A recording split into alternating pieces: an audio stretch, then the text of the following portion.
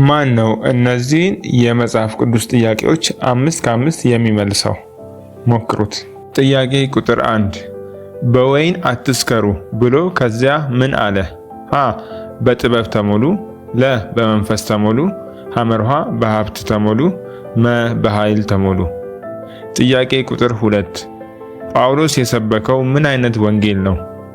ሀ የሥራ ወንጌል፣ ለ የመላእክት ወንጌል፣ ሐመርሃ የጸጋ ወንጌል፣ መ የሕግ ወንጌል። ጥያቄ ቁጥር 3 ውሃ ውስጥ የወደቀውን መጥረቢያ በእንጨት እንዲሳፈፍ አደረግኩ፣ እኔ ማን ነኝ?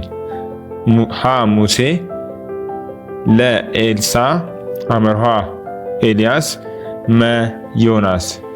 ጥያቄ ቁጥር 4 አይሁድና አሕዛብ በክርስቶስ ምን ሆኑ?